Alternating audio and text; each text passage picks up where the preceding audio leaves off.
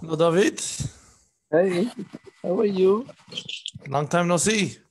Yeah, a long time, huh? We haven't seen like few days, Few days. few days ago, huh? That's right. That's right. How you doing? Yeah, I'm fine, fine. I'm a little bit late to come in, no? Am No, I? you're the first one. Oh, I'm the first one, so that's good. So it's like 12, so 12 o'clock we start. Yeah. okay, it's every day 12? Every day at 12, Monday through Friday. Okay, d'accord. Because I wasn't sure, so Every I day. thought Yeah. I thought it was 15 before. I don't know why, but No, you got it. okay, that's great. I like your course. Thank you so much. Thank you for joining. No, it's very nice. Thank you. Thank you. Thanks to you, actually. For sure. Absolutely. We're going to get started in just a few moments. Sure. Stick around. I'm in my bed. It's a great place to be.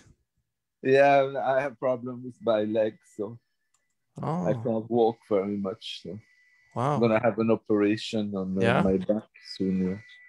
Uh-huh. So sure. it's comfortable in the same time. Yeah. In the bed. Has everything for you? Everything's doing well, Baruch Hashem. Baruch Hashem. You have a beautiful family, Mendy. Thank you. Very beautiful family. Thank you so much. How's your boys doing? They're okay, They just we just got the vaccine 2 weeks ago, so yeah, it's okay. It's they just the David is working from home, and the Jacob is at the university, so there is going on at home from home too, Right. Online. That's what you say. Yeah? Oh, very good. Very good. Okay, send them regards. I will. It's, I speak about you sometime because I see you online, so yeah, they say also the same, Very good. All right. Fantastic. Nice. You have a speedy recovery. Hashem should bless you with Amen. Strong legs. Yeah. Amen. Only know of good things, Thank you. Hello, Davida. Welcome. And we have Richard is with us. Hello, Richard. And Abigail. Hello. Hi.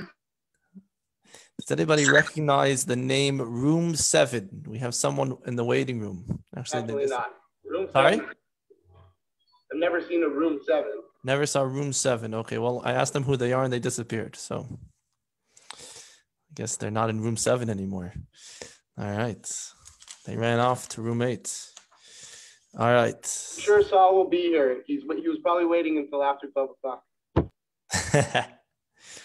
12:04. Oh, well, look, Richard, you should have been talking about Mashiach. Look at that. Just as you said it.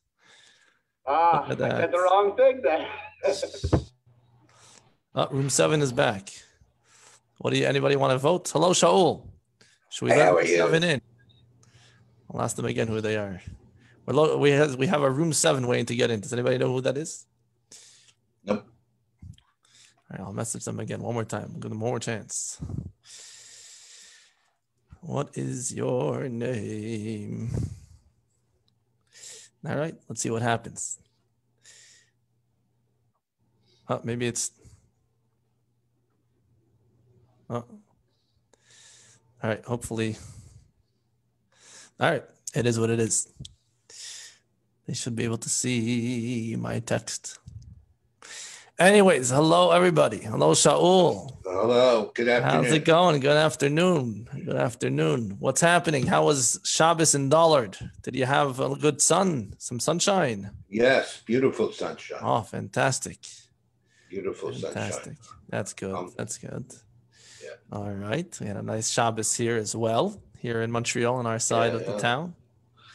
And David, how was it downtown, David? You're in downtown. David is somewhere. Me? Where are you? You're in downtown Montreal?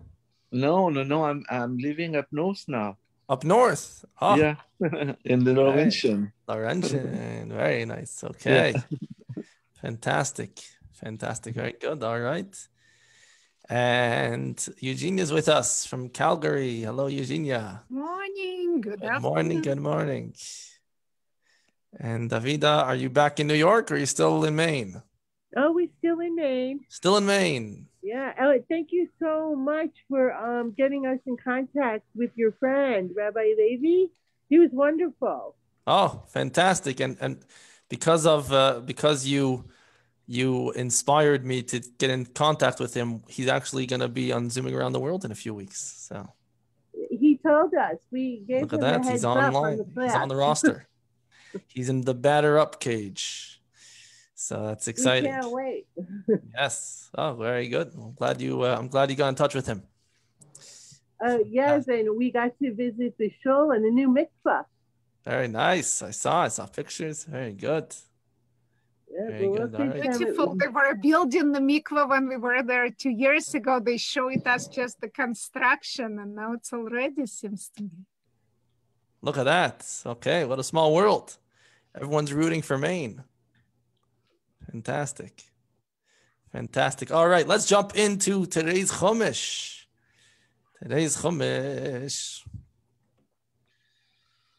All right. We still have the mystery of who this room 7 is. Okay, if anybody knows or has any information about, we have someone in the waiting room named room 7. So let me know, please. Otherwise, let's jump into today's Chumash. We are in the 4th book of the Torah, Parshas Bamidbar, Sefer Bamidbar. We're starting the 4th book of the 5 books of Moses, which means we're already past the halfway point. So, Bamidbar, we're in the desert, Tel Oliba. Welcome. And yesterday, hello. Yesterday, we already started with the first Aliyah, Bamidbar Sinai, in the desert Sinai. And the first thing we're doing is counting the Jewish people. And the counting is very important, of extreme importance. And as we will see, it is so important that today's entire Chumash, today's entire section, the Aliyah, the second Aliyah of this portion, which, by the way, for a long time now, we won't have a double portion. See, we can have a little break. We can have single portions. Although, that being said, next week is the longest single portion in the Torah. So don't get get excited. All right. That's Parshas Nasai, which has 176 verses, just like the longest chapter in Psalms has 176 verses, and the longest tractate in Talmud has 176 pages. So something about the number 176 makes the Jews happy.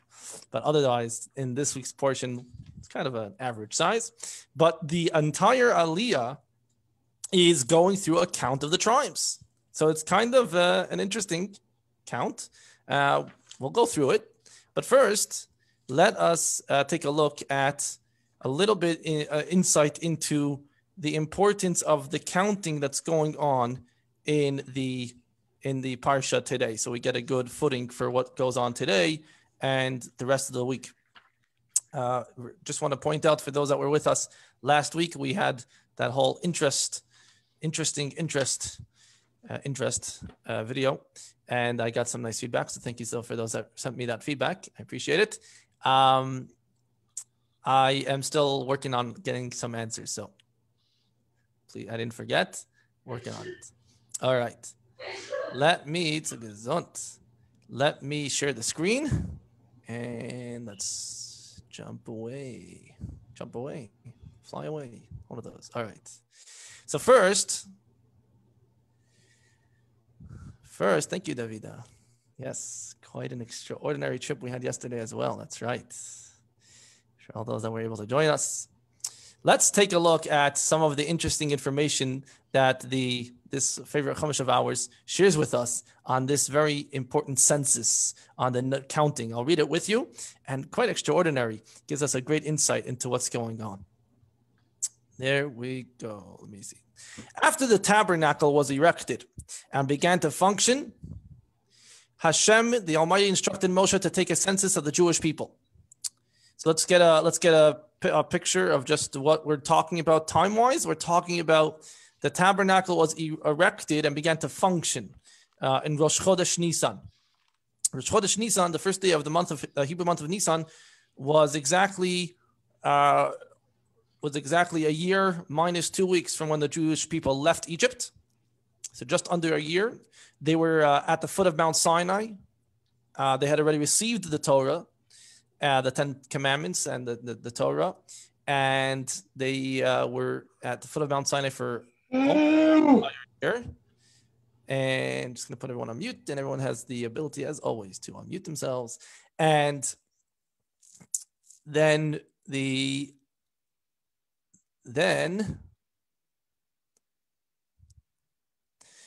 so we're still at the foot of Mount Sinai, and at Rosh Chodesh Nisan is when the tabernacle begins to function. That's the day that the two sons of Aaron die, and we learned all about that. Okay, so now there's the instruction to take a census of the Jewish people. The act of counting the people at this time indicated that the erection of the tabernacle was a pivotal junction in the people's history, and that the Almighty values each individual's contribution to the divine plan for creation.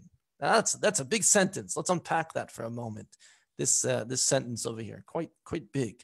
So number one, we're getting the picture that building the tabernacle wasn't just, sometimes if we look at the building of the tabernacle in the very basic, shallow context, we see it as perhaps as a forgiveness, kind of a way to make up for the golden calf, right? The golden calf happens before the tabernacle is built, and it was kind of a way that the Almighty said, okay, you used your gold for something very sinful and horrible. Now let's use I'm gonna make, you could do teshuvah, you could repent and do better by using your gold to build me a home. So it's kind of a de facto. I think that's the word, de facto, or post facto. Yeah, that's the word.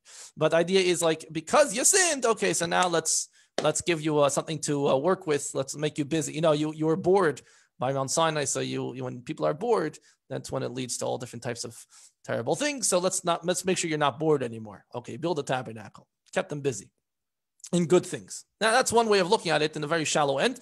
However, as always, we understand that nothing in the Torah and nothing in our lives remains at the shallow end. Everything has tremendous depth to it. And even though, again, in the context of the calendar, it seems like to some extent that the tabernacle was, and it's even brought down in Talmudic sources on a certain level, that the tabernacle was only there as an answer or as an atonement to the golden calf sin. But the truth is that the tabernacle is so much more than that. And so is the golden calf. And so is the golden calf. So much more than that. But let's stick to the tabernacle for now. Erecting the tabernacle, building the Mishkan, was the point of creation from the very beginning. What is the point of creation? The point of creation is, why did the Almighty create a world? Because the Almighty wanted to have a relationship with somebody that was outside of him, or at least felt outside of him. So he created a whole system with eventually the human emerging, the Jewish person emerging, which the Jewish person feels on the outset independent and separate from the Almighty. And it's our life's mission to create a unity, which is basically to allow Hashem to have a relationship with us, which is basically by doing the things he likes and staying away from the things that he doesn't like.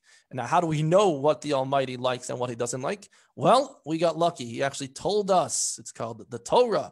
The Torah is the Almighty's autobiography, where Hashem basically says, I am, by the way, okay, hello, I am God, your God, and this is what I like, and this is what I don't like. So please, if we like to have a relationship, let's do the same things and stay away from the same things, and that way we could get along.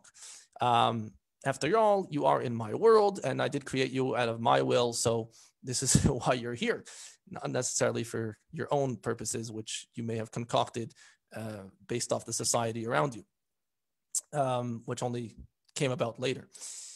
So that's a good thing always to keep in mind. Hello, Reb Herschel. Welcome. There we go. Did I see Reb Herschel? No, I thought I saw him. Okay, my bad. Hello, Reggie. Reggie's with us. All right. Let's move along. Let's continue. that is the first thing. So the first time that such a relationship was manifest in a very big way was in the building of the tabernacle. That's a home for the Almighty, makes God's presence ever more present in this world. And for those that are learning the Tanya nowadays, today's portion, yesterday's portion, it's all about how in the Holy of Holies is like the place of the most manifest, most expressed godliness, just like in our human body. The place where our energy is most manifest is in our brain. So too, the godly energy in this world is most manifest in the tabernacle and the Mishkan. So that is pretty much a pivotal junction in the people's history. That's number one. Okay, then let's move on to the next part of the sentence. Another thing that the counting indicated. Again, accounting gives something importance. Let's keep that in mind. When you count something, it means it's important to you. So there's something important going on. The fact that this counting goes on right after building the tabernacle, so there's an importance that's being stressed on the building of the tabernacle. So that's the first point we're saying. It's the tabernacle is not just a kind of we messed up, so we had to clean up our mess, and the tabernacle was us doing better. The tabernacle was the point of creation from the very beginning. And it still is, as it evolved into a temple. And that's what we're anticipating for the third temple, because in the third temple, we can only truly realize the true purpose of creation. So that's the first thing. The second thing is that God values each individual's contribution to the divine plan for creation. That's big. That's very big. How was that seen in the tabernacle? Because the tabernacle was made by individuals' contributions, right? Everyone was encouraged to donate. Gold, silver, copper, and there was a whole list of 15 things. This wool and that color, and this linen, and the wood, and the, So as we kind of went through in an earlier Parshas Teruma, all the donations people were bringing until Moshe had to tell them to stop because there was too much. But the Mishkan, the tabernacle, was made by individuals' contribution. And if we look at the tabernacle as the divine plan for creation, then apparently it's up to us as individuals to ensure that the divine plan happens. And that's pretty valuable, at least to the one who made up this whole thing, which is the Almighty. So that's the idea. The idea is to recognize how valuable our input is, not based off how we measure things, because we are very limited, but how the Almighty measures it, which is huge, infinite. So it's a great way of encouraging ourselves to move one step forward. Because if we value it in our own heads, by our own estimations and our own measuring sticks, what's one step? Tiny little step. But if we see it as part of our individual contribution to the divine plan for creation, that's divine. And every move forward is divine, is infinite. And God values it. And that means it's infinitely valued. That's a good thing to think about. Okay, so this is what's going on. This is the act of the counting going on around the tabernacle. Okay, the rest of this paragraph basically goes on to explain that the date of the counting was very specific as well. Because if we just left off with what we just spoke about, then the counting should have happened right at the tabernacle's time that it was built and functioning, which was Rosh Chodesh Nisan, as we said. But the truth is, as we see in the very first verse of the parsha, in the bold towards the bottom of the page, thus the Almighty spoke to Moshe in the Sinai desert in the tent of meeting on the first day of Iyar, the second month of 2449, the second year after their exodus from Egypt. So we see that the counting takes place only 1 month later. Okay, why did that happen? If the counting was all about showing the importance of each individual surrounding the tabernacle, then the counting should have happened when the tabernacle was first put into action, which was a whole month earlier. Why did the counting only take place the next month? And the answer is because so on one hand, not to distract from the tabernacle itself and that which had to be performed in the tabernacle. It was a new thing with all the service that had to happen there. So therefore, if the counting was at the same time that the tabernacle was first being put into action, it would have put the tabernacle, put the Mishkan in the back drop, and that wouldn't be right. So we have to do the counting a little bit later. So when should the counting be done? If it's done a day or two later, or even a week later, then it kind of shows that the counting is also not so significant. You know, it could be pushed off. So what Hashem does is he says, let's wait till the next Rosh Chodesh. Let's wait till the next first of the month to show that this is parallel to what happened in the previous first of the month, which is when the tabernacle was put into action. Now, that's next first of the month of Iyar, which is, by the way, the Hebrew month that we're in right now. We're in the 28th of the Hebrew month of Iyar. So this parsha takes place exactly 3,333 or 34 years ago, minus 28 days, is going to show how important this counting is. So that's why it's brought. That's done in the second month, the first day of the second month on the Rosh Chodesh. Again, showing how important the counting is surrounding the tabernacle. Okay, let's let us.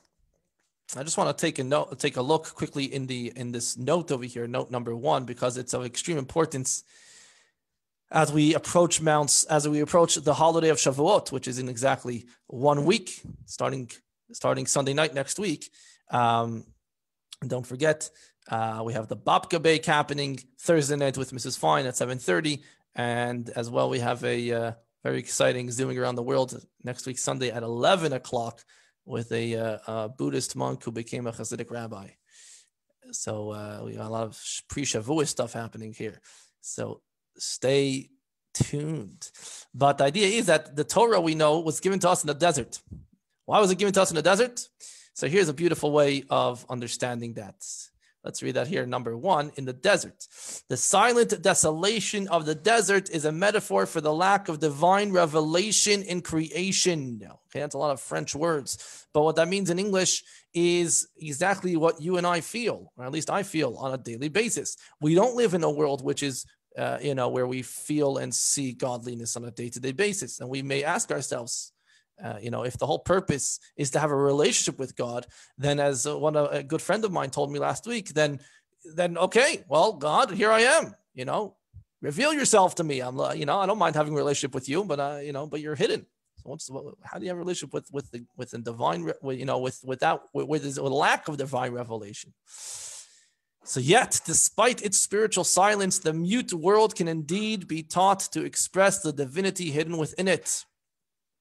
Okay, so although naturally perhaps there's a spiritual silence, however, if we understand the truth and we know that the whole world came into being, was willed into being by Hashem for this very specific purpose, so that we can be partners in creation by revealing the divinity, by revealing the godliness in the world, then we understand that we have a role in this, not just to be recipients, but we can be partners in creation, in creating this tremendous godly revelation. The Jewish people are uniquely suited to this task. By studying Torah and observing the mitzvahs, we can unveil the divine purpose and potential behind every aspect of reality. In this way, we cultivate the barren desert, enabling it to express its divine source and the purpose of its creation.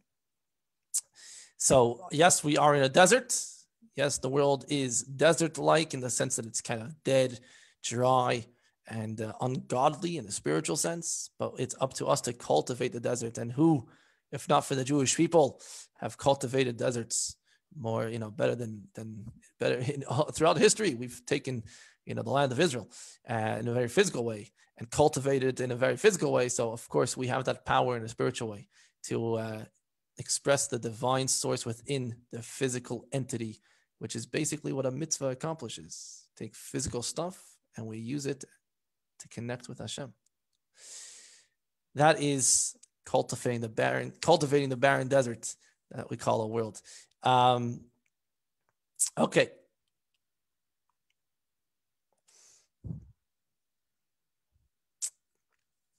Let's move along.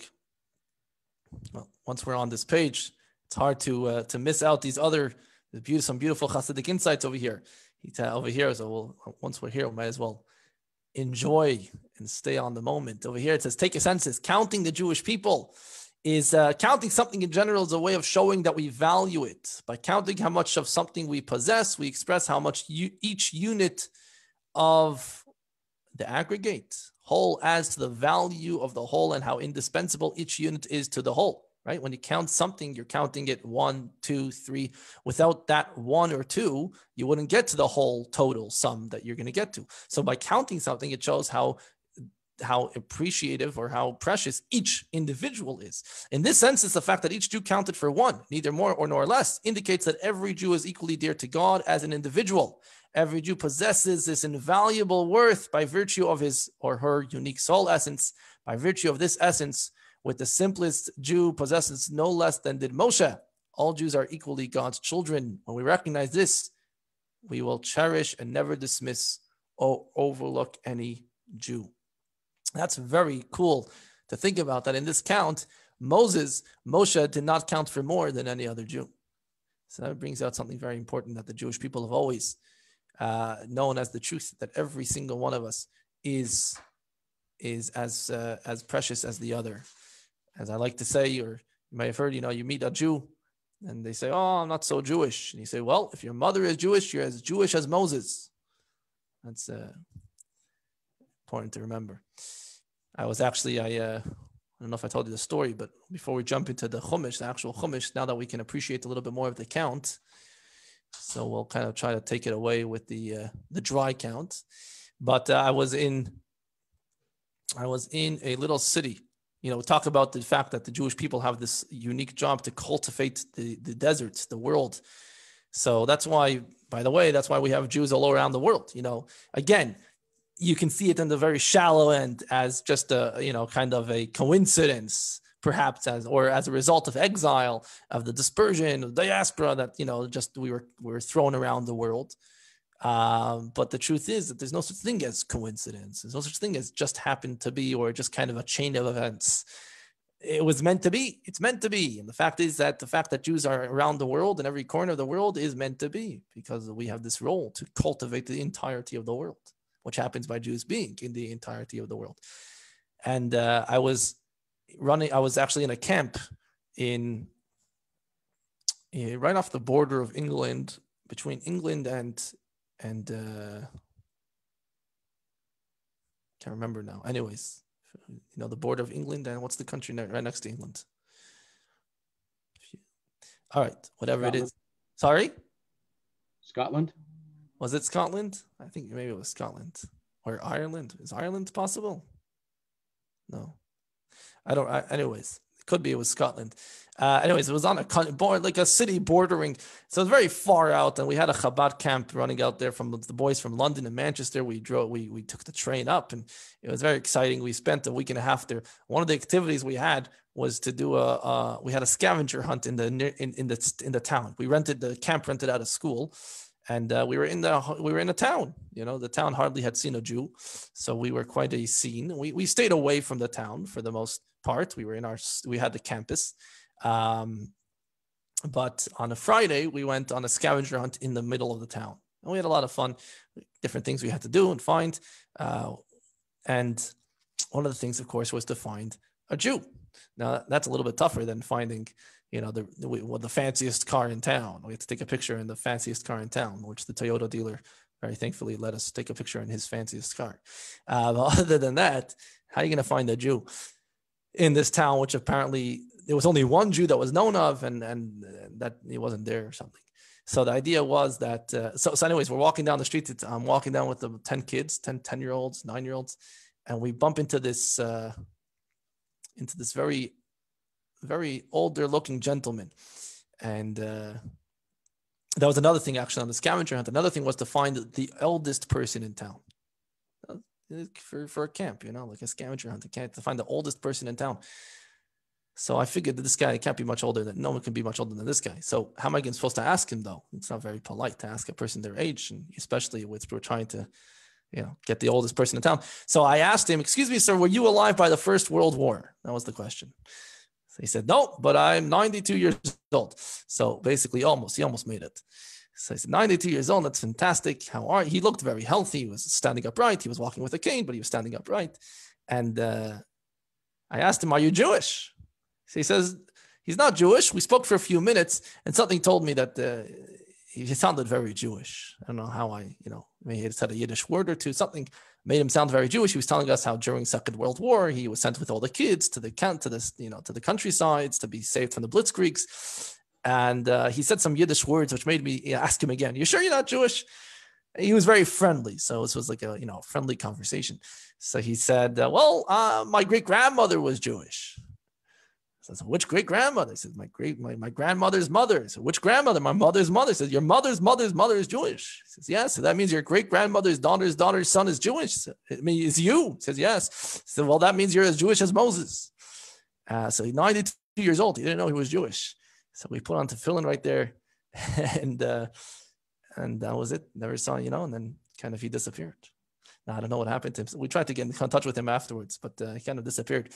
But this was, Jews got to be around the world, and he never, he didn't know he was Jewish, which is kind of amazing for a 92-year-old.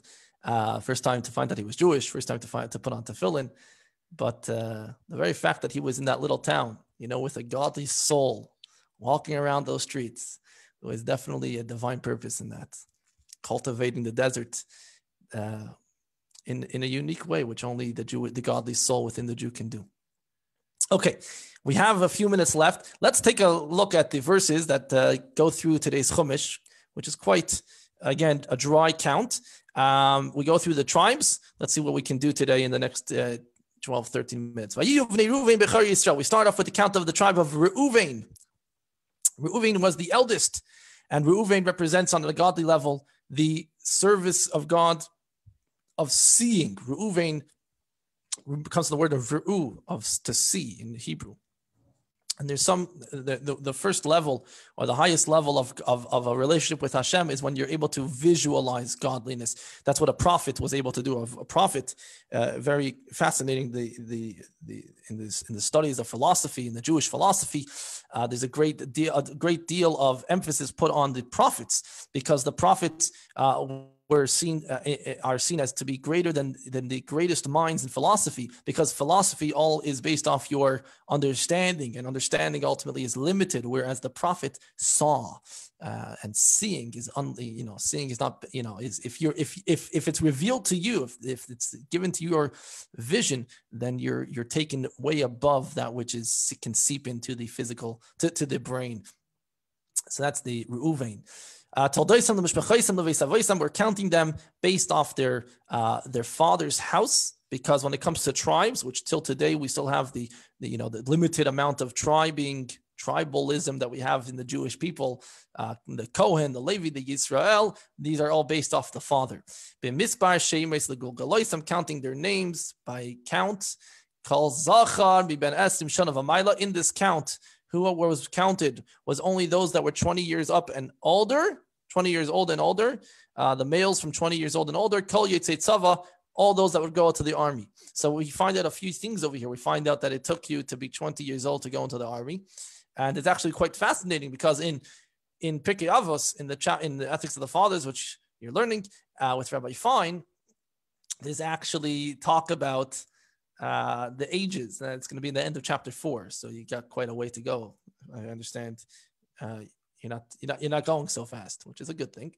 But at the end of chapter 4, I believe it talks about at the age of 5 is for the learning of Mikra, and the age of 10 is the learning of Mishnah, and the age of 13 is Mitzvah, and 15 is Talmud. So it goes in the ages. And what's the age of 20? The age of 20, Ben Esrim Lirdoif. The age of 20 is to pursue a livelihood. That's the Mishnah, and the idea is that at 20 years old is when the Torah kind of encourages, or the Torah sees it. I don't know, not encourages necessarily, but the Torah sees it as the age, basically, where a person is kind of thrown into reality, thrown into the world, whether they like it or not.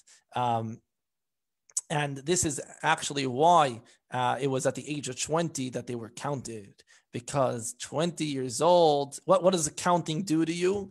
Counting is something we saw, it means it's of great importance, but also the Talmud has a line that one of the rules that comes up in the Talmud is that when something is counted, it's never lost. It's never it doesn't get lost. It doesn't get forgotten. It gives the sense of, it puts like a tag on it that doesn't allow it to be kind of lost in the crowd.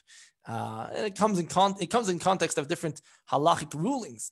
But when it comes to a person who's 20 years old and has that potential to get lost in the world, to assimilate out there, God, the Almighty, tells Moshe, count them quick, give them that tag, make sure that they have this empowerment, this godly, the knowledge that the Almighty counted them, that they're counted, they've been tapped, and they can't get lost in the world.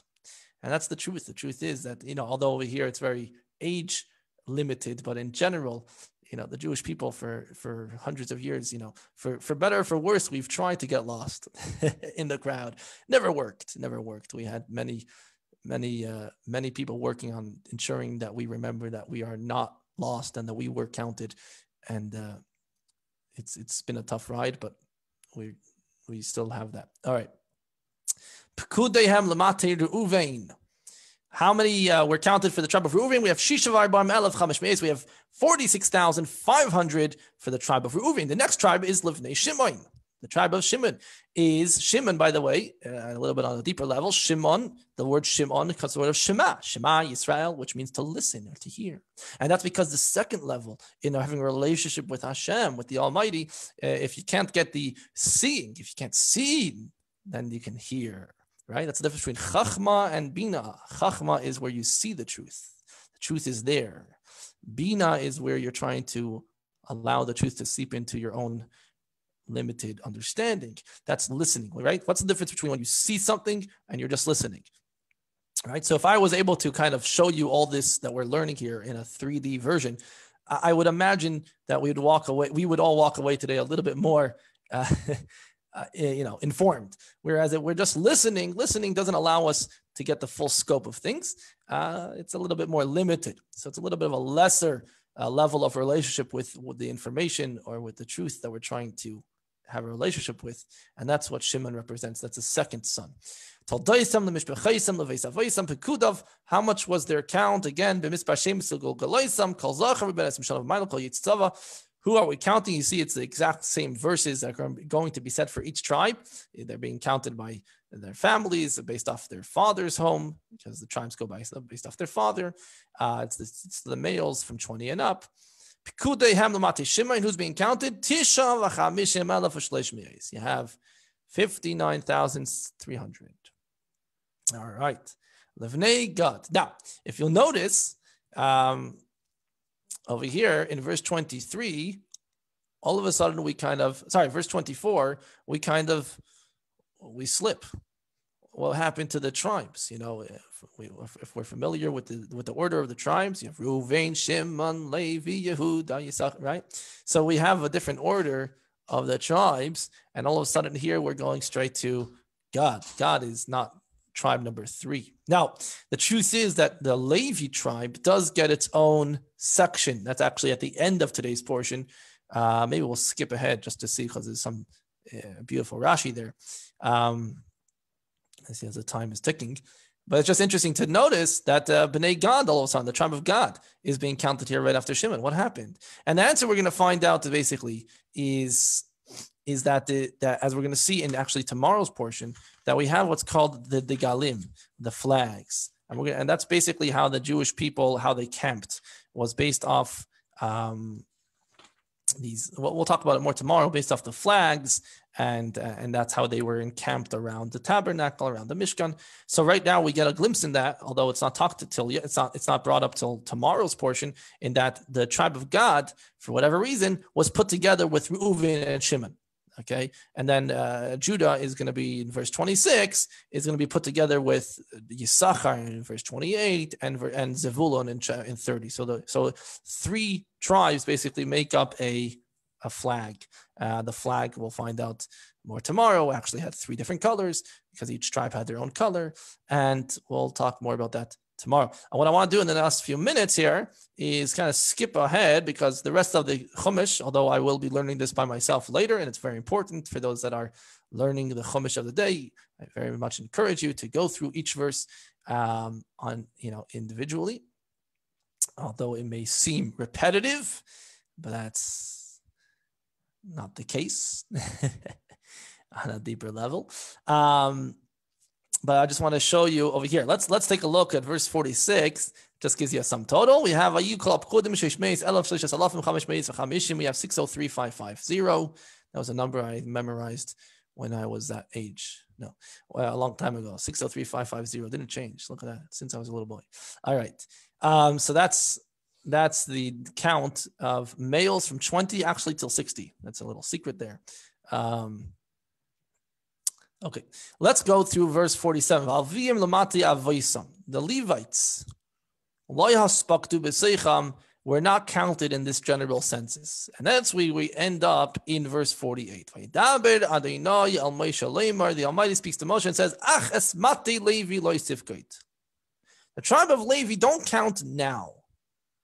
Don't lift their heads amongst the Jewish people. And it's very interesting that when we talk about counting, we have this idea of lifting heads, and we have that generally whenever we talk about counting. We had it in Parashat Kisisa back in the book of Exodus quite a few months ago. We have the idea. Kisisa is literally when you lift, like the word here, tisa, lifting of the heads, and yet it's in the context of counting. And the idea is because when we count somebody, as we said before, we lift their heads. We ensure that they rise above, they float above, they don't get sucked into or lost in the masses. So here Rashi tells us very interestingly, this is that the tribe of Levi don't count here. Why? So Rashi says, brings from the Talmud. The Kedaihu Ligyain Shal Melech. The tribe of Levi is called the Legion of the King. Very interesting. The Legion of the King. Why are they called the Legion of the King? This is from the Medrash. So on a very shallow end, Legion of the King, because they never had anything to do with the golden calf. They were the only tribe which entirely did not have any part in the sin of the golden calf on any level. So they got this title called the Ligyain Shal Melech. That's when the Almighty transferred the job of serving in the tabernacle from the firstborns to the tribe of Levi. So here he's saying that the tribe of Levi should get their own count, which, by the way, okay, well, there's a lot more to discuss about that, but just I guess we'll leave off with this.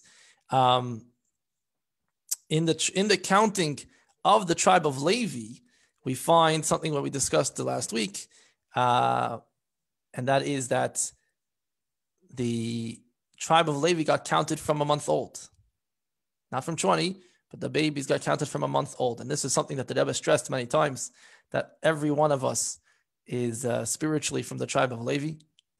We're all in the legion of the king nowadays. It's actually, there's an idea called that kalkalasam zuhi takanasam.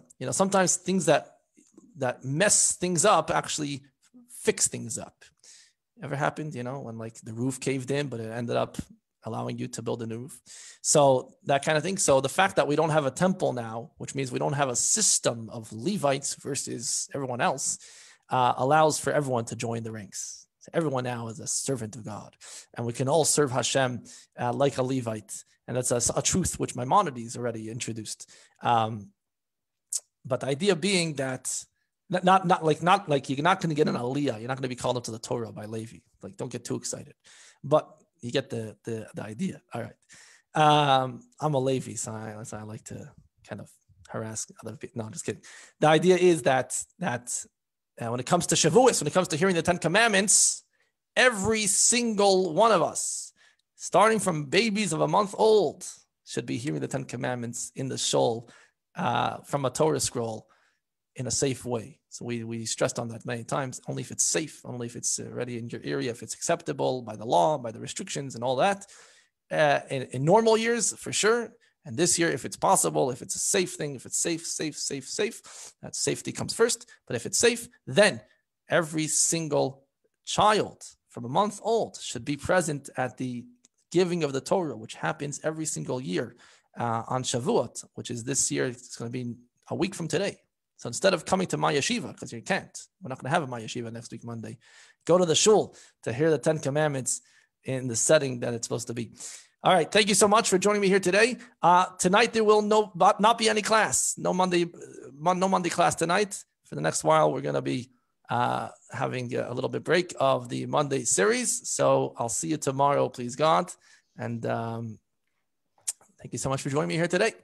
All the very best. Hello, hello. Thank you. Thank you, Rabbi Mandy. Thank you, You're Rabbi. welcome. Thank you, Rabbi. Very welcome. Have a wonderful day, everybody. Hello. How is Hello, everybody Rabbi. doing? Beautiful. Are we ready for some Talmud? Yep. Mhm. Yes. Yes. So I have a question. Okay, we'll ask the question shortly. Let's get into some Talmudic learning over here.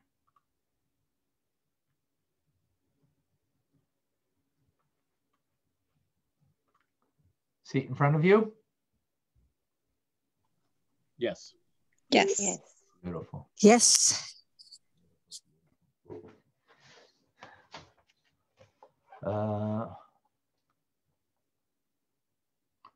Oh, what's going on here?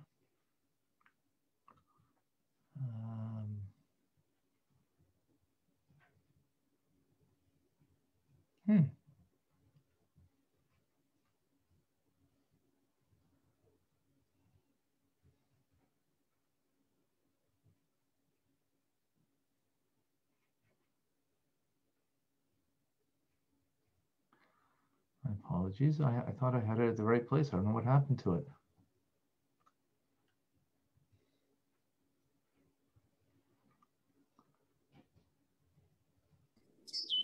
Rabbi, did you send a message saying to resubscribe on YouTube? I want to make sure that was you.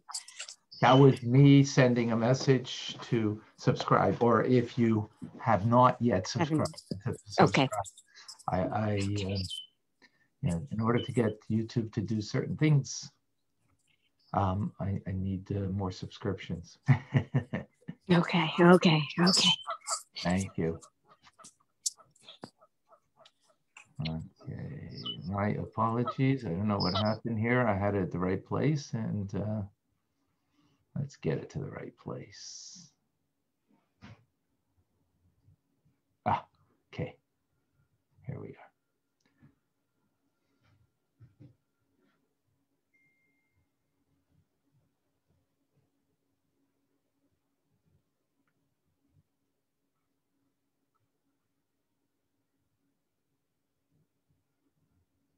Yeah.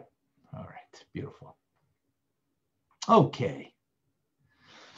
Welcome, folks, for Monday learning of Talmud. We are, just to remind ourselves, we're in the Tractate of Brachas, blessings.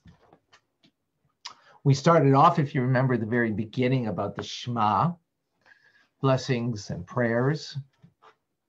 And we, as mentioned, that the Talmud is a kind of stream of consciousness teachings.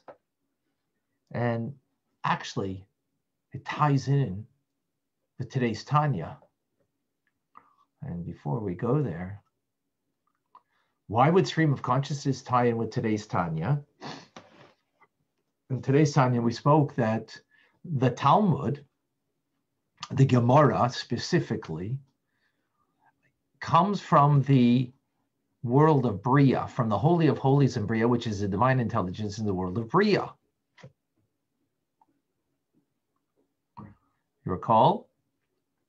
And the reason is because the world of Bria is the world of divine comprehension. It's divine comprehension, the world of Bria. The world of Yetzirah is divine emotions. The world of Asiya is the world of actualization, of action, actualizing. So the world of Bria, being that it is the world of divine comprehension, comprehension means that you have the capacity there, that which is created there, souls and angels have the capacity to comprehend. Now, we also have the capability as a result, as it comes down here, to comprehend the teachings, meaning the logic in the teachings. And that is the where the Talmud or the Gemara comes from that from the Holy of Holies, as it's expressed in the Shekhinah, the divine presence of God in the world of Bria. Again, meaning in the world of Bria, as we gives us an opportunity to comprehend. Now, Torah ultimately comes from a much higher and more sublime place than that, but it's funnels through. It's the divine will of God that is beyond the world of Bria. But God gives us a capacity that we can understand it because he funnels it, so to speak. It comes through the intelligence in the world of where there's intelligence, the world of Bria, that gives us a capacity that we can understand. And that's what Gemara, is what we're going to try to do. Let's try to understand its teachings. All right. So with that, let's now take a look at today's teachings to try to understand it. So it's written. We start off with the Shema. From the Shema, we went off on, see my stream of consciousness? I asked you why stream of consciousness and I never got back to it. So why is there a stream of consciousness? Because stream of consciousness is about how the mind understands and comprehends things. So you comprehend one thing that triggers another thing that might have a commonality with it.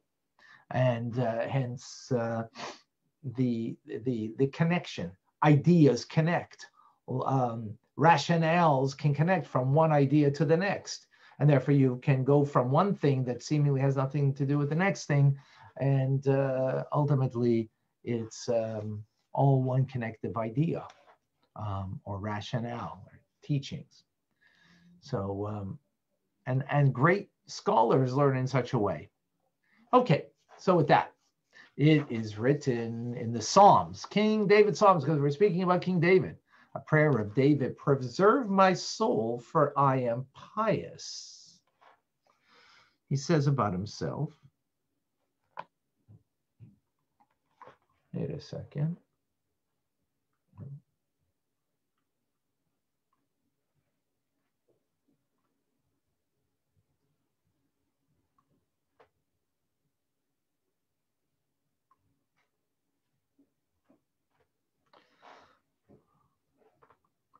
So he says that I preserve my soul because I am pious. So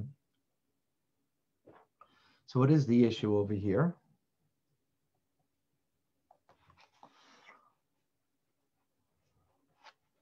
Reb Levi and Reb Isaac both explained the passage. One said, thus said David before the Holy One, praised be he, sovereign of the universe, I am not pious. In other words, in a question. Oh, wait a second. I knew I was, okay.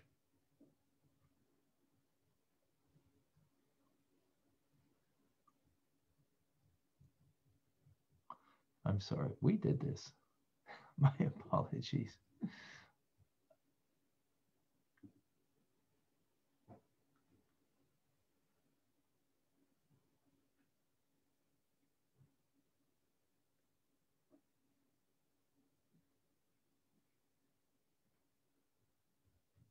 You know what? We're going to just go through it quickly. Oh, okay.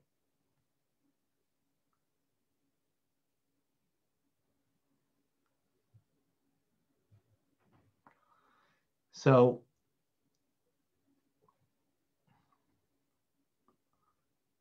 sovereign of the universe, am I not pious? Whereas all the kings of the east and the west sleep until the third of the day, and I rise at midnight and praise thee. And the other said, thus said David, before the Holy One, blessed be he, sovereign of the universe, am I not pious? Whereas all the kings of the east and west sit companies of glory, and my hands are soiled with blood.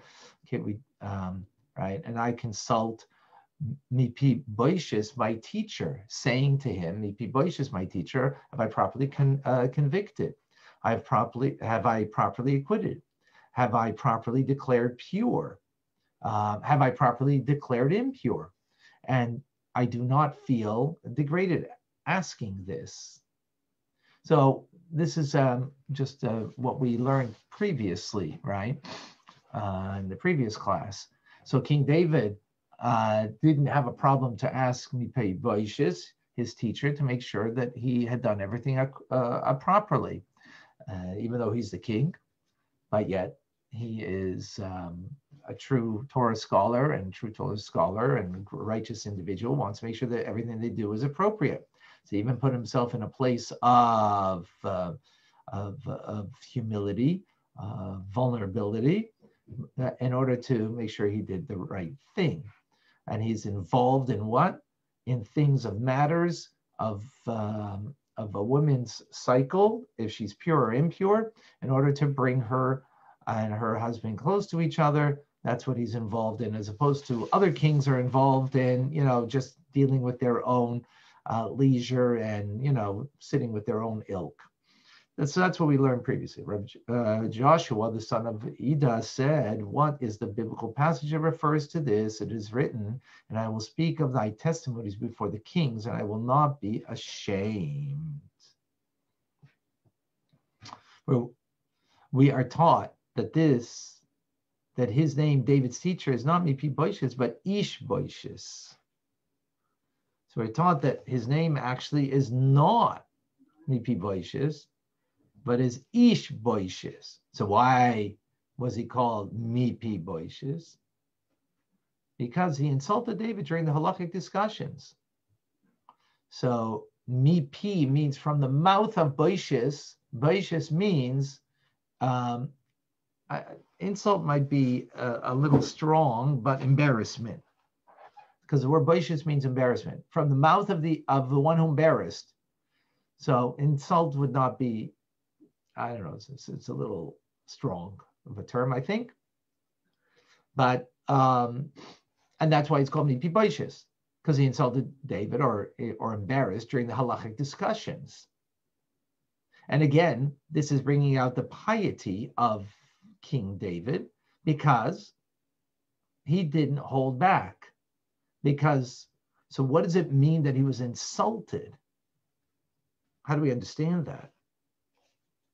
So the Klei Yakar explains that he would come up with a rendering and a halacha, and he would have his reasons. Mipi Boishis was very smart, very brilliant, and would slug him up, would take apart his argument. And King David was also very smart, but Boishis was, had greater scholarship. He would accept it. Now, the Klei Yakar explains that doesn't mean that King David was wrong in his ruling and his reasoning. It was correct, but because he didn't have the wherewithal to argue his point, in places where he was more stringent, he would follow his teachings. He would follow his teachings. This is what he explains. Now, as a result of this great humility and only interested to come up with the truth, so much so that he was ready to be, again, says insulted, embarrassed. Embarrassed in the sense that he's the king. But, I guess you would call it, the way outsiders would look at it, would be embarrassing. King David, he only wanted the truth. So therefore, for him, it wasn't an embarrassment. It looked embarrassing, but it wasn't for him, because it was only, again, seeking the truth. So because he insulted David from halachic discussions, therefore, King David humbly accepted these reproaches. Again, even though it wasn't that he was wrong in the reproaches. And again, what's the words over here? I'm having a little difficulty with the way it's translated over here. I'll be quite honest with you. I'm actually following a different sefer, a different book with a different translation, and it's a little harsh over here, these words. So reproach is not the right word. In other words, I'm really careful when I'm teaching that way I teach to everybody. But if I were to to kind of learn the way you learn in yeshiva. So it would be almost like a reproach. It would be like you would make an argument, and then it would be very strong argument against what you said. Maybe totally like, doing away with the point and the argument that you're making or the point that you're making. And if you were thin-skinned, it would bother you. But if you study in yeshiva and you're a yeshiva student, you're not bothered. Why? Because you're seeking the truth. And therefore, it's not bothersome, right? On the contrary, oh, I get it. Wow, I see. My point was totally didn't make sense what I was saying. My argument didn't make sense at all, right? So since King David was able to, again, you have to think, imagine he's the king, he's King David, But it doesn't matter. Torah and the truth that you want to find in Torah is what he's after. So it looks embarrassing. It looks maybe even insulting, but it's not at all. It's part of the debate, part of the argument. But it takes humility to be there. Now, for me, if my Rosh Yeshiva, if I made an argument, right? If I had an argument and I presented my argument and my Rosh Yeshiva, the head of my yeshiva or another fellow student would repudiate, put down my argument, big deal. We're sparring, together. We're somewhat on the same level. Or if someone was greater than me and put down my argument, right? So easy to accept. But if you're King David, and it may appear that it's like taking away from your honor, right? Even though, again, to King David it wasn't, but it has that perception. So it takes humility.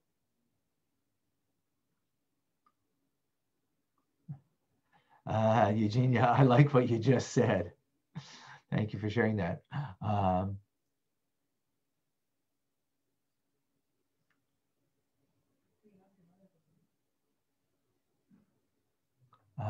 not sure if... Oh, someone has a hand up? I'm not sure what that means. Okay, sorry.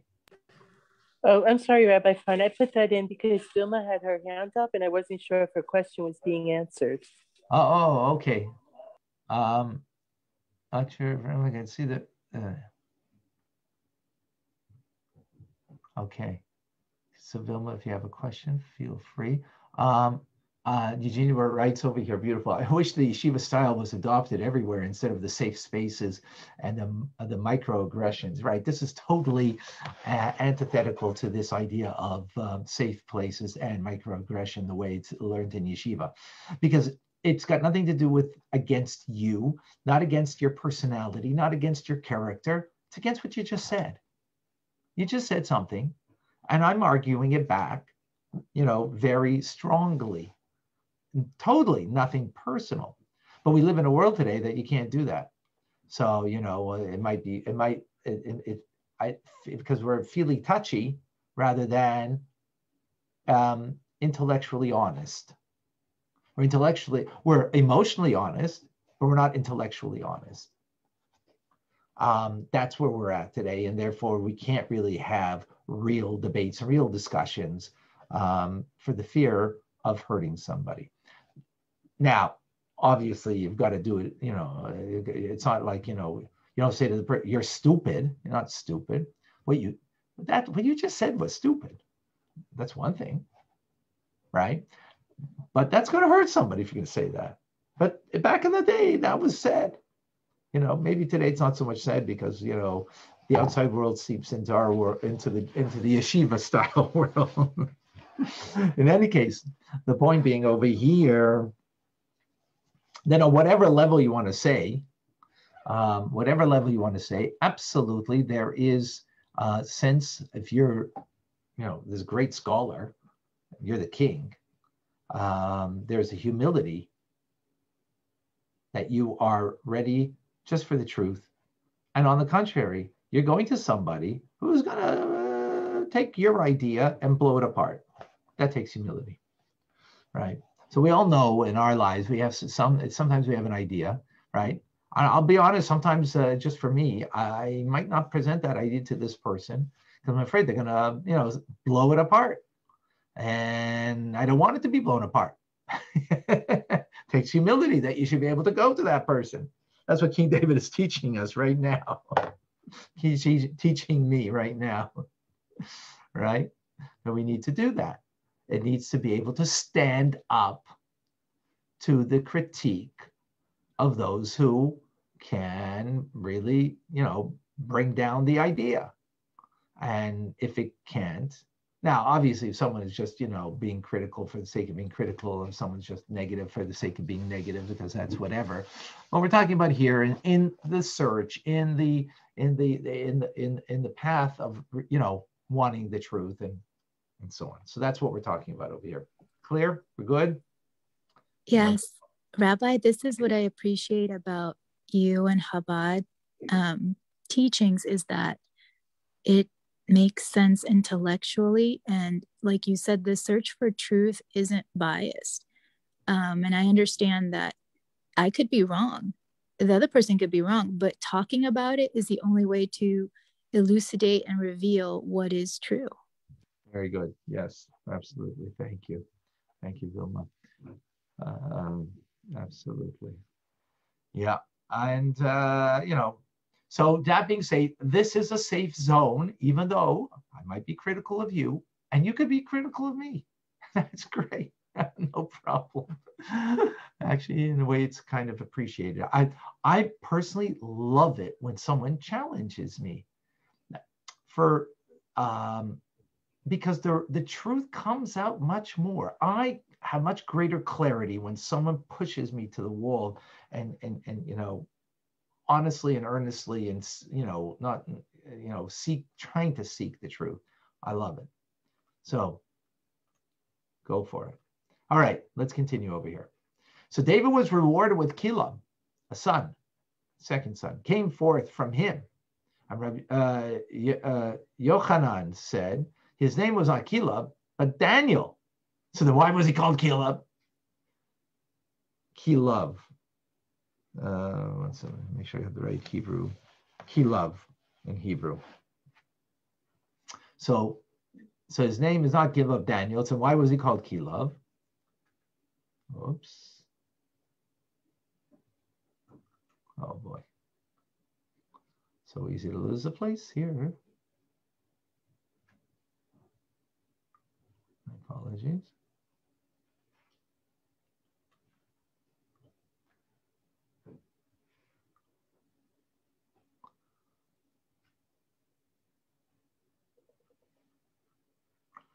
Here we are.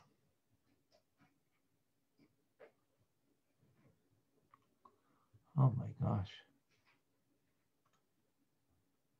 How did this happen?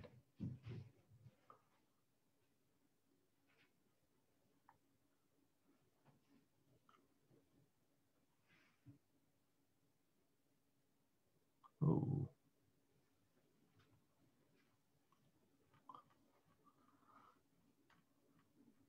What are we studying now anyways? Is this Talmud? This is Talmud, yes. Tractate Brachas.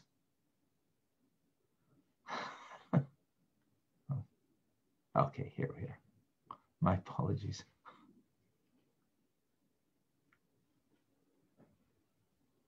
Okay, there we are. It's not you, Rabbi. It's Safaria. It's been jumping around for like the last 2 or 3 days. I don't know if they're updating it or something. Right. That was weird. Okay, thank you. Okay, so so he was rewarded with Kilab. So why, if his name is really Daniel, then why is he called Kilab? Because he reproached me, Piboishes, in matters of halacha, and concerning him, Kilab, Solomon said in his wisdom, my son, if thy heart be wise, my heart shall rejoice, even mine. So Kilab is a nickname. His name is Daniel. Kilab comes from the word Kalya Av, that he destroyed the father's dissension. The dissension was Mipi Boishes, right? And he was so smart. He was so brilliant in Torah that he was able to make the arguments back on his father's behalf that his father wasn't able to. So that's why he's given that nickname. So he is the wise, my heart shall rejoice, referring that he has his son that is wise, his hearts rejoice, and it is also said, because become wise, my son, and cause my heart to rejoice, and I may give an answer to him that reproaches me. Right?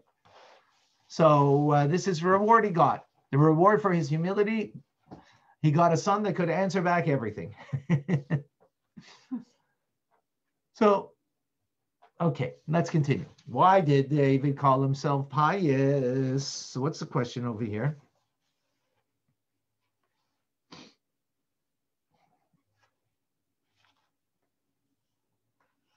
What's the issue?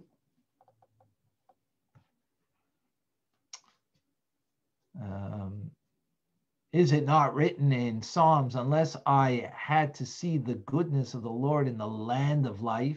And we are taught in the name of Yossi, why is the word lule, unless, which means unless, dotted? So, you know, in the Torah, there's no vowels, but there are some words in the Torah that on top of the letters, there are dots, right? One of them, we have it in the book of Bereshis, when the angels came to Abraham. So it's the what's the word? It'll come to me in a moment. There's a word there, ayoy. Where is your wife, Sarah? So it's dotted. And from those dots, we learn different things. So there's several words throughout the Torah that, again, no dots, no vowels below the letters, but dots on top that we learn something from it. So the word lule, which means unless. So unless I had to see the goodness of the Lord in the land of life, right? So what does that word unless mean? So David said before the Holy One, praise be he, sovereign of the universe, I assuredly trust in you, knowing that you will properly reward and the just when the time shall come in the future world. But I doubt whether I shall have a share in them. Hence, we infer that David did not consider himself a pious man. So that's the question.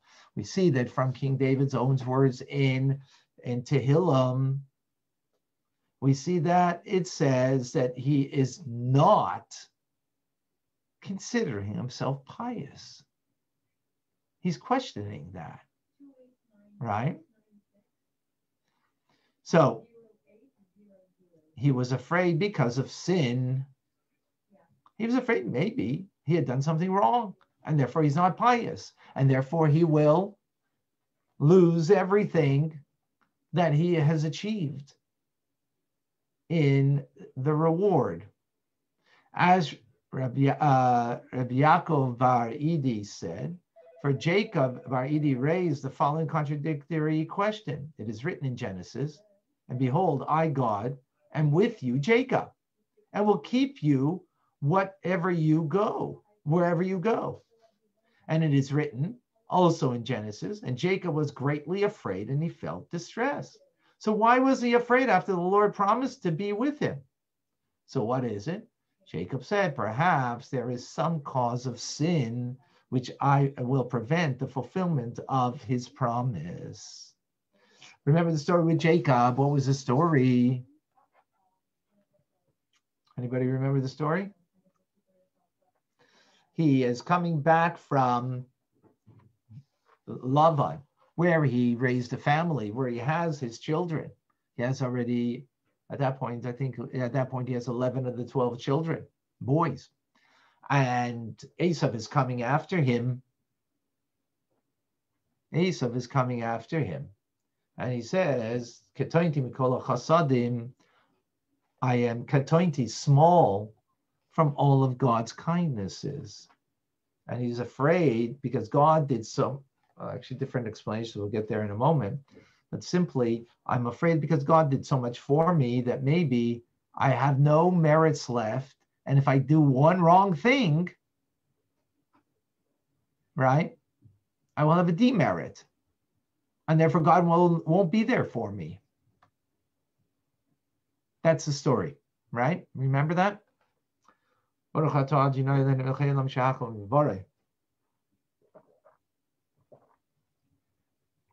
That's the story. By the way, welcome to Robert for coming now, and Katie, thank you for joining. So let's continue.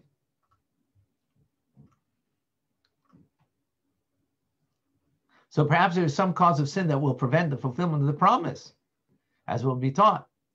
And is said, till thy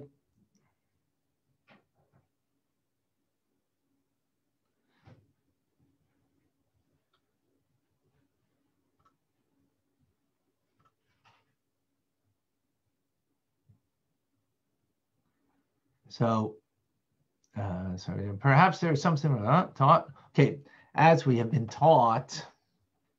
So what do we see here? David is questioning, is he pious? So the Talmud is bringing Jacob as an example of what it means that perhaps the sin that I have committed will not, the God won't be there for me as a result. And for King David, perhaps he's not going to get a share of the reward that he has accomplished for everything that all the good that he has done. So the Talmud continues and says, we say every day, this is from the book of Exodus in Shir HaShirim, the Song of Songs, when the Jews crossed over the sea, when the Egyptians drowned, and the Jews were saved. So it says, Ad Yavor Amcha Kanisa. So it says, till your people pass over, O Lord, till your people pass over. It says it twice, which you have purchased. Till your people pass over, O Lord, refers to the first entrance into the land of Israel. So here it says twice, your people will pass over, right? Not referring to the holiday Passover, right? But it's an allusion to when the Jewish people will pass over into the land of Israel. The first one is for the first time they come into the land of Israel with Joshua. Till this people pass over, has purchased, refers to the second entrance into the days of Ezra, which is the second holy temple, right? Which Ezra, after 70 years of being in exile, the Babylonian exile, then Ezra brought people back to Israel, and they now started the second commonwealth. From this declared the sages, it can be inferred that Israel was to be brought into the land of Israel during the times of Israel by the same miracles through which they entered the first time. So from there we see clearly, Ad Yavor Amcha, that your nation was passed over or entered into 2 times it was supposed to be. So the first time was with miracles, with Joshua. And of course, Moses beforehand, but Joshua leading them into the land.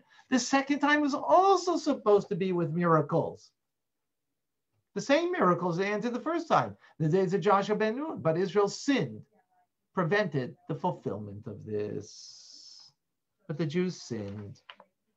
And therefore, this did not happen. They lost the protection.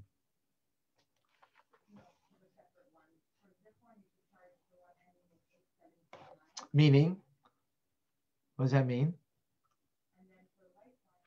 That the Jewish people were supposed to go in the second time with great miracles, but because of their sins, they didn't. So therefore, they didn't have that unique protection, returning to the land the second time.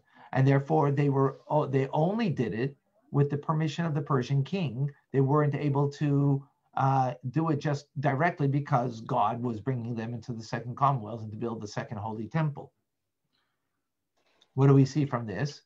sin will prevent you from receiving something that you were supposed to receive. So we see that by the Jewish people entering the land of Israel. We see that by Jacob, Yaakov, that he was concerned that all of, he received everything, the kindnesses from God, and therefore there is, maybe he did something wrong, and because he did something wrong, he will not receive, that which he was hoping to receive, to be able to deal with Esav, and that Esav should not conquer him. And with that, that's the question that King David has. That maybe he will do something wrong, and because of doing something wrong, he will lose his share in the world, in the future, in the world to come. So let's take this apart for a moment. Okay, that's the storyline of the Talmud. Let's take this apart. Yaakov's fear, we can make sense of it. Why? Because he saw that God did so much for him. Now the question is God going to do more for me? Is God going to do more for me? Because I've been, and that is a very humble and appropriate attitude. So the Alter Rebbe actually in Tanya, in Igeres HaKodesh, well, we're going to get there somewhere in the summer. We're going to learn this teaching, that after he was released from prison, he wrote to the Chassidim, Katointi, I am small because of God's kindnesses. His kindnesses make me small. Why? Because I don't feel deserved, and God gave it to me. He gave me, and those kindnesses make me feel indebted to him. I feel his goodness. I don't feel I'm deserved, but he gave me nonetheless. Right? So that is the idea of Jacob. Jacob is a man of truth. The real truth is that you don't feel deserved. And whatever you get is in humility. You sense that it's far and above and beyond what I deserve. And it makes you feel small in the sense of humility, because you feel the giver's greatness rather than your greatness, I don't want, I don't know how many mothers yesterday got gifts and they felt, well, of course I'm deserving of it. I'm the mother of this kid. I deserve even more, right? Or feeling humble that your child gave, whatever, because you don't feel you're deserved. That's humility. That's what Jacob felt. And therefore in the future, maybe, not going to receive from God. And now, because of the challenge of Esav coming, he got frightened. There was a fright. That makes a little sense. But the problem is King David, he was questioning, am I pious? Maybe I'm not pious. Maybe I'm not pious. And therefore, that I am pious today, but tomorrow I might do something wrong and I will lose all of the good that I have done. So that's different. That's saying something of the past, the good that I have done. Why should he think that he should lose that? Where does that come from?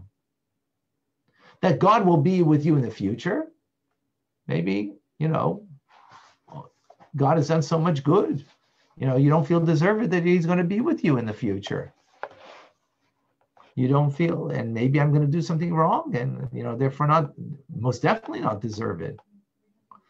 But why should King David feel that what I have accomplished in the past, that I should lose that, and therefore lose the reward that I will experience, that my neshama will experience everything that all the good that I've done, I will experience it in the future, the time to come?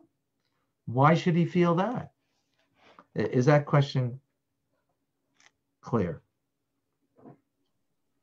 Yeah, I don't know much about his early life. I don't know that story. But didn't he come from like a very dark family life? He came from simplicity as a shepherd. Absolutely. I thought his brothers treated him bad or something too. Yes. Yeah. And wasn't he rejected? Mm-hmm. Yeah. Why should he feel just because of doing again the question is, why should he feel just because he's going to do one thing wrong, so therefore what, you lose everything? How does it make sense? Well, what is he thinking? So let's understand that. So I'll give you a commentary of it says the following.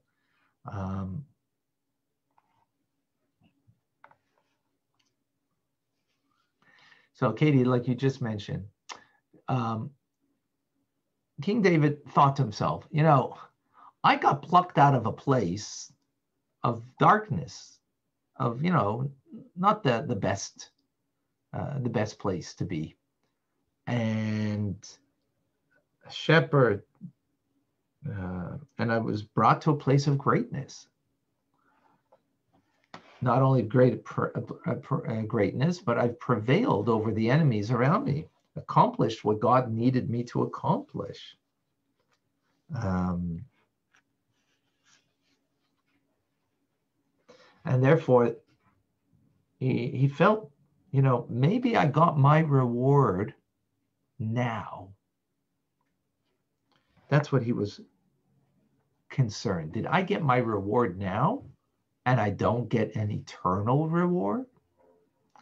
In other words, God gives a person for what good that they do, you get rewarded for it. Cause and effect. That's called reward and punishment, right? The question is, where are you going to get the reward? Are you going to get it now in a material sense? Or are you going to get it in the future that's going to be much more powerful and spiritual? So it really depends what your motivator was. If your motivator was to do good, was to reap the benefit in this world, so then your reward will be in this world. What does it mean to do good and to reap the benefit in this world? Well, if you do good in the community because, you now are honored by the community, and that's your motivator, that you be honored by others for the good that you do, by way of example, right? So then what your motivator is this world, and the benefit that you have in this world, how people will regard you. Or let's say you learn Torah and your motivator is, scholarship. So then people will praise you and, and you'll feel good about yourself. And that's what motivates you. Then you're going to get rewarded. It'll be in this world you get rewarded. But that's not eternal reward. That's not something that goes with you forever.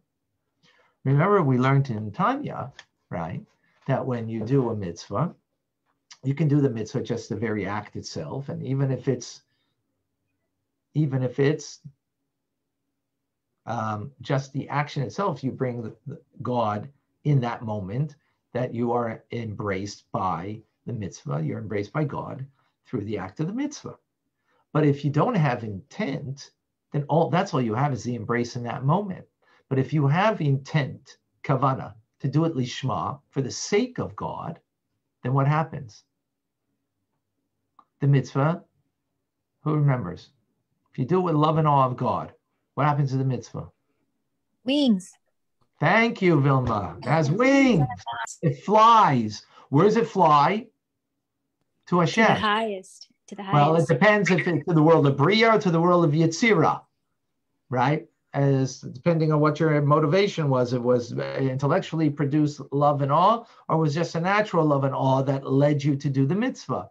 So it will have wings, 2 wings of love and awe that will fly to the divine attributes in each of one of 2 worlds.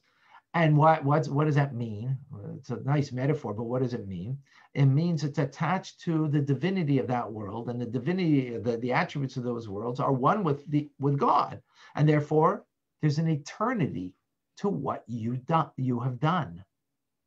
There's an eternity to the mitzvah that you have done.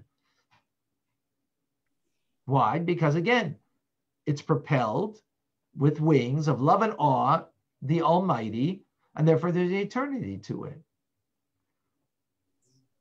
Can I ask something? Sure, go ahead, Vilma. So what is it that people do here that repairs like harms and stuff, and goes in a sense to the highest, or to the whatever spiritual realms that repairs what happens there too? Like that's different, right? I'm not sure what you mean by repair. Repair what? The harms done, because apparently how I'm understanding it is that harm's done here and harm's done in the spiritual realm, because the soul is also above part of it. Well, I know, but we're not talking about harm at all here. We're talking about doing a mitzvah. Yes, but a mitzvah, right? So yes. In the act of the mitzvah, in the very act of the mitzvah, you are embraced by God. But yes, for that act of the mitzvah, of being charitable right now, putting on your tefillin, saying a prayer, studying as we're doing right now, right? That it should have an eternity to it, not just the embrace in the moment, right? Through the action of it, which that itself is an end in itself and a value in of itself, but that it should have an eternity to it, that you will be connected with that mitzvah that you're doing right now for eternity, for now and forever. That needs kavanah, that needs intent, that needs love and awe of God. That's lishma, doing it for the sake of God. It rises to eternity. And this is what King David is questioning of himself. Maybe his own merit. His own merit, he did good. But I want, make sure that my good is only for goodness sake and for God's sake. And therefore it has wings that bring it for eternity. That is the question. Okay. Yeah, my question is totally different. Sorry, it's not the same. I understood it to be right. And now, that doesn't mean, by the way, that you don't get something now when you do a mitzvah. But that's not reward. That's not eternity. When we do a mitzvah now, so the Rambam explains, he says, you get certain perks. Why? Because those perks, whether it's health, whether it's wealth, whatever it is in order to allow us to engage in the mitzvah, and that we can, do it without the anxiety, do it without the pressure. So God gives us a blessing now of certain things, perks, right? But that is just in order that I can do it, that I can do the mitzvah, and but that I can fulfill the mitzvah again without having the pressures on me because of health and livelihood. So God sends us a blessing, or shall we say a reward? That but it's not a real reward. It is only, so to speak, like you have you're working for somebody and you're working for them, and they give you an expense account.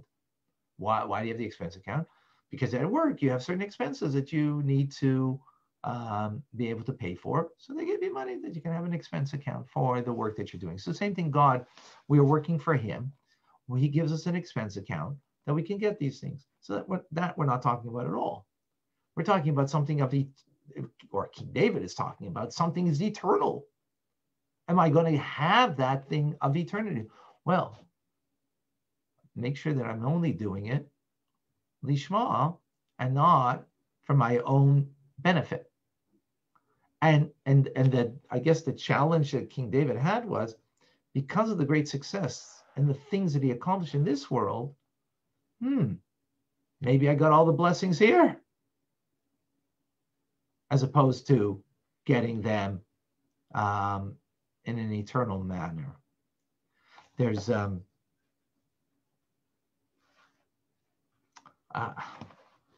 another Gemara, and I can't remember. But there's one Gemara that says Rabbi Akiva saw his teacher, Rabbi Elazar, who was very pained on his deathbed, very pained. And he was, I don't know how to take this exactly, but he was happy. Why? Because he was afraid that his teacher, who had such a perfect life, that maybe he got all of everything in this world, and he didn't have something that's going to be eternal. So he saw that he got pain, so it means, oh, okay, there must be, it's going to be much greater reward that will come afterwards. Which is interesting, when you see somebody that goes through something very painful, right? That instead of just seeing that as a negativity, and on a human level, we do. We don't want them to go through pain, loved ones. But on a more profound level, or a deeper level, is almost an assurance, so to speak, or in this case with Rabbi Akiva, that there's going to be something eternal that's waiting. Here it was on his deathbed, and so it brought him, whereas, on the human level, you feel terrible, someone's going through pain, but he was able to rise beyond that and see something more sublime over here, that as a result, there's going to be so much greater eternity that comes. Also, any pain you have in this world takes away because pain is only meant for what? Why does God give us pain? For cleansing of our soul. So our soul for sure is going to need cleansing when we leave this world, for the things that we did wrong in this world. If we get that pain now, so it'll be much less, the little bit of pain we have over here alleviates huge amount of pain that we can get later. And that pain is, what's the pain? Of seeing the truth. Because in the world of truth, when we leave this world, we see the truth of what we did and what we could have been.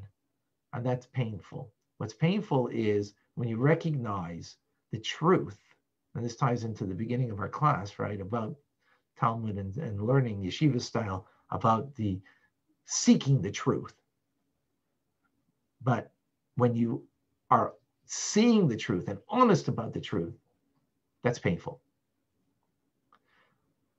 So we're not so honest over here and so real about that. So therefore, love is blind and we don't see the real truth. And therefore, the little pain we have over here, though, it's painful, takes away a lot of pain later on that we will go through. So here, Rabbi Akiva sees that, and he sees, on the contrary, that what that means is, because he had such a perfect, blissful life, that, maybe he got all his reward here. And he feared that for his teacher. He felt, oh my gosh, he's on his deathbed. Everything is perfect, except now. Right now it's not, because he's in pain. Because, a person can obviously pass away without the pain, right? But he's in pain. And he sees that as a blessing ultimately for him. So that's a twist on something over here that we don't usually see that way. Anyway, the point that just make sure that we have the clear point here with the Talmud is telling us. So King David is uncertain, because maybe because of everything that I've accomplished in this world, maybe that's where I got my reward. Just like Rebbe Elazar, right? the teacher of Rabbi Akiva, he had not only was a great sage, a scholar, and a righteous person, but he got everything in this world. So maybe it's all over here, and who knows when I'm going to get there, and therefore I'm not really, I might lose out in something that's eternal. That was his question. Ultimately, it's not the case, because he was a righteous person. He did for the right, but in his humility, he's questioning himself. That makes sense. In his humility, he's questioning himself. Any questions, any comments? That's today's teaching. Pretty, Hi, Michael. Thank you for joining. You have a question, Michael? I'm always questioning myself. It's a constant. But I have me to turn to here because I am just one. There is no family around. And I constantly, well, I've done it all my life. Anyone would. It's probably a very common thing. I just can't necessarily get an answer. I have some indication through life of things being necessary to happen to lead to the next thing, whatever, within life. I think you understand that part, and I'll pretty much hold off back beyond that. Thank you. Yes, so we have to be careful with this. I want to put this in a proper context. Levi, I think you have something you want to say, but just want to put this in a proper context. We have to be very careful with this because, as we said before, if we were to learn over here the yeshiva style, and someone says something and someone would come down hard on what they said, in the seeking the truth, in the seeking of truth, one second. In seeking truth,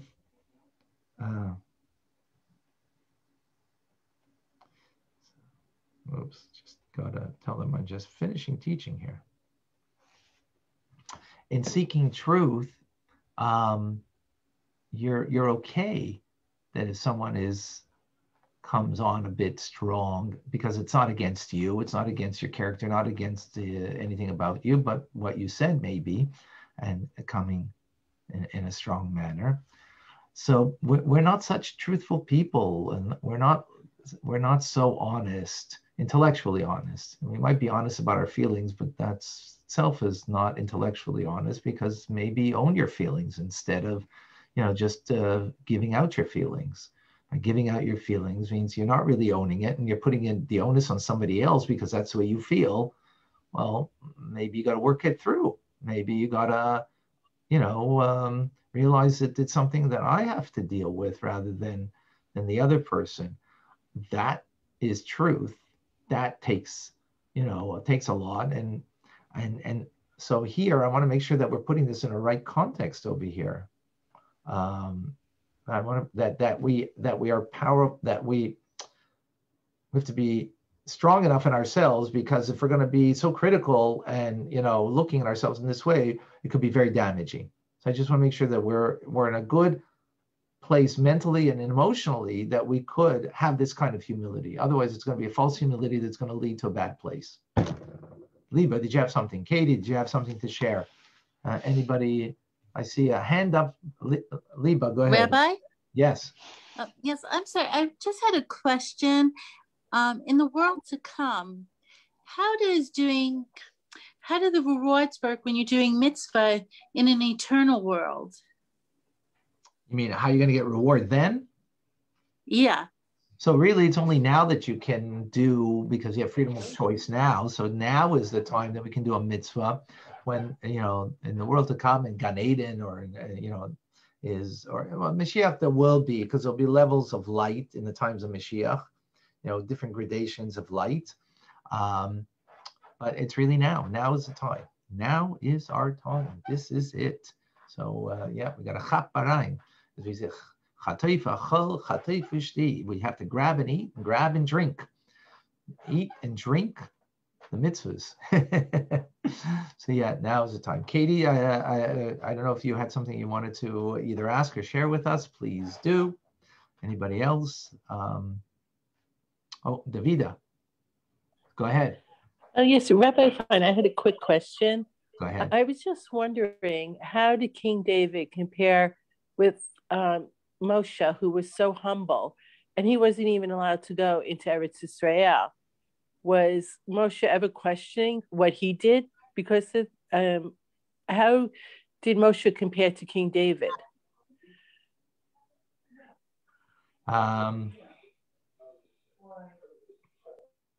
How did he compare?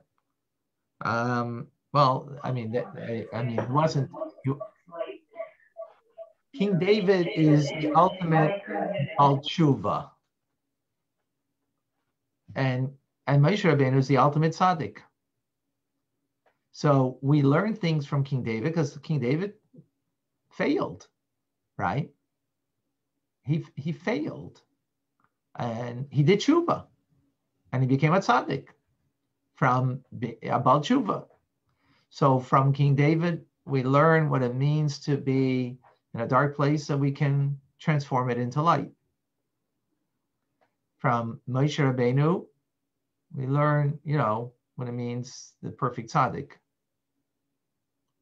But did Moshe ever question that he did something wrong? Is it like when he hit the rock or when he killed the Egyptian? Was it ever that it was put into question, like, I'm not going to get into the world to come, my reward, so that's why I'm not going into Eretz Israel?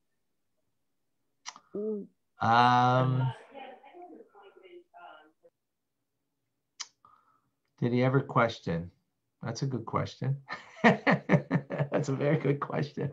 I'm not certain I have the answer. I'm trying to think of Midrashim. In Chumash we don't see that. He questioned God. When God wanted to destroy the Jewish people after the sin of the golden calf. That we do see and we do witness. I don't know any beyond that what to in Midrashim. I can't think of something right now offhand. Perhaps there is something that I'm not aware of. Vilma. So, but let me look more into it. Okay. Let me, Davida, was that Davida or Liba that asked that? It was Davida, yes. So let me look more into it, but that's because he's more the tzaddik and King David is more the Baal Tshuva. So he's teaching us more about Tshuva, and King and Moshe Rabbeinu is teaching us more what it means to be a leader, what it means to be the shepherd of the Jewish people. And even though King David is also a shepherd of the Jewish people, but I guess what he's teaching us is from a different angle as a Baal Tshuva. Okay, I'll look more into it if I have time, if I remember. Vilma, go ahead. I have to study the story of King David more. I mean, it's just fascinating to learn how he was Baal Tshuva and his great concern. And both men, it appears to me, were humble men, Moshe and David. But with Moshe, what I can understand is that he knew that what he did was wrong. He knew that he had angered God by doing what God said not to do, by striking the rock instead of talking to it. So what he did was he prayed. He prayed so much, God told him to stop praying because he was going to pray his way into getting what he wanted, going into the promised land, and God made the decision no. Yeah, that's true. That is true. That is true. All right. I think I'm beyond my allotted time. Way beyond. But it's always enjoyable. All right, we will continue. We will continue, God willing, tomorrow, some more Talmudic studies. God willing. All right, folks. It's great. Thank you for joining. Have a wonderful day. See you tomorrow. Thank you. Thank you, Rabbi. So much. Thank you. Thank you. Thank you, Rabbi Fine. Thank you so much. Thank you. Bye. Bye-bye.